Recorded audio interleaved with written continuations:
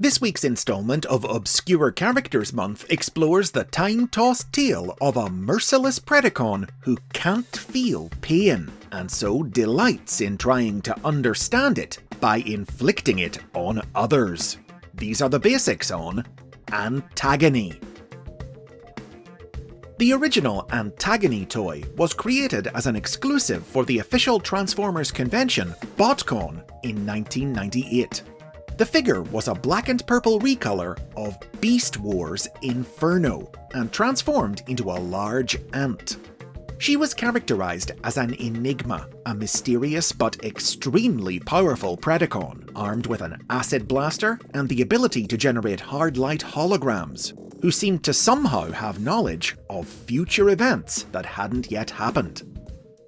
Antagony was featured in BotCon 98's live script reading, in which she was played by veteran Transformers voice actor Susan Blue. The story was set during the events of the Beast Wars cartoon, in which two groups of Transformers, the heroic Maximals and evil Predacons, had been stranded on prehistoric Earth.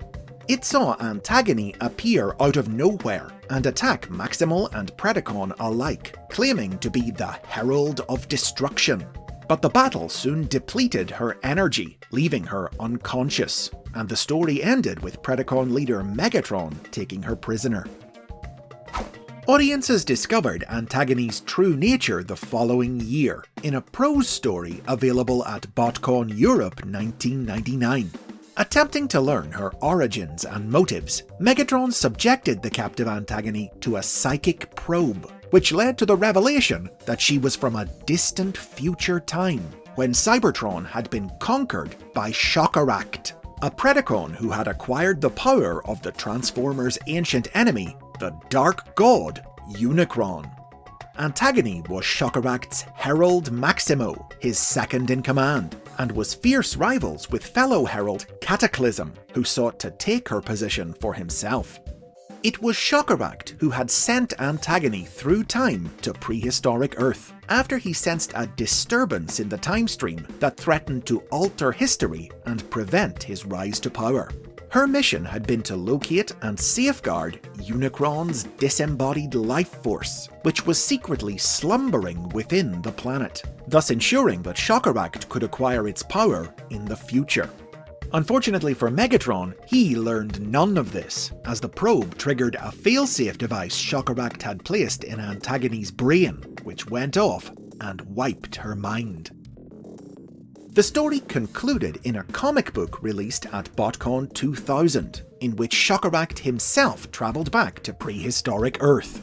Confronted by agents of Unicron's enemy Primus, the God of Light, he summoned Antagony and Cataclysm to aid him, in the process restoring Antagony's mind.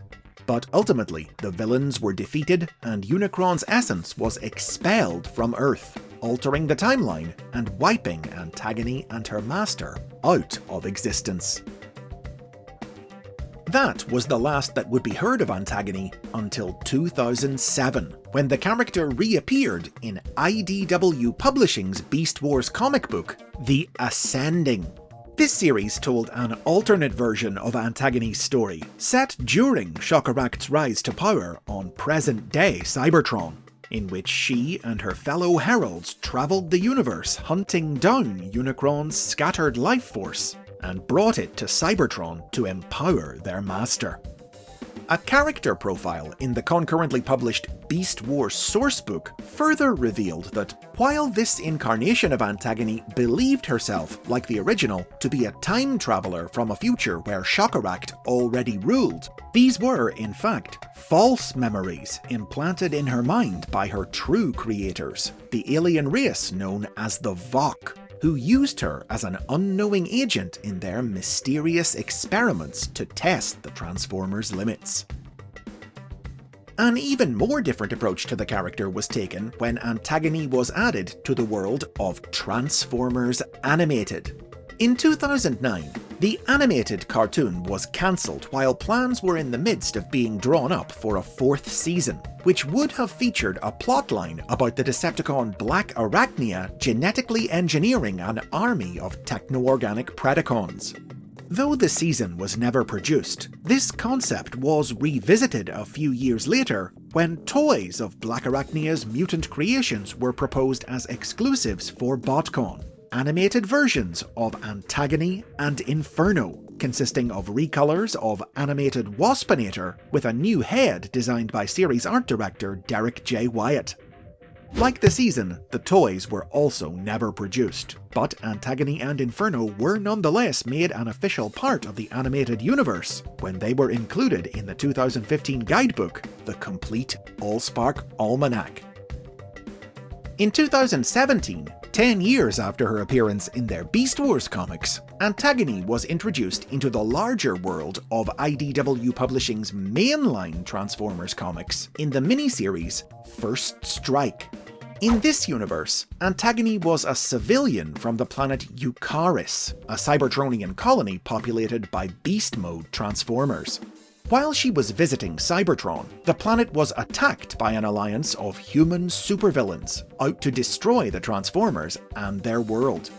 In the chaos, Antagony's body was possessed and reshaped by the villain's alien ally, Shazraella, a tiny being from the subatomic dimension of microspace, who used Antagony's size and power to help the humans in their mission.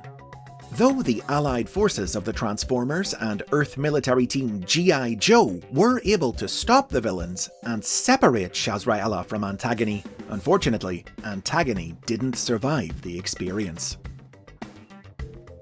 Most recently, Antagony got a new toy in 2023 as part of the Generation Selects line. As you might expect, it was a recolor of the new Inferno toy from 2022's Transformers Legacy, and as an added bonus, it came with an alternate head modelled after the Beast Wars character Scavenger, who was originally conceived as an upgraded form for Inferno.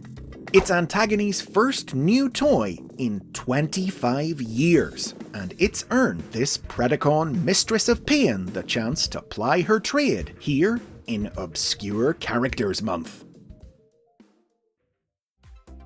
And those are the basics on Antagony. Which version of her story puts the ants in your pants? Share your thoughts in the comments, and remember to subscribe, turn on notifications, or if you can, support the show on Patreon to be sure you don't miss the obscure character we'll be talking about next week.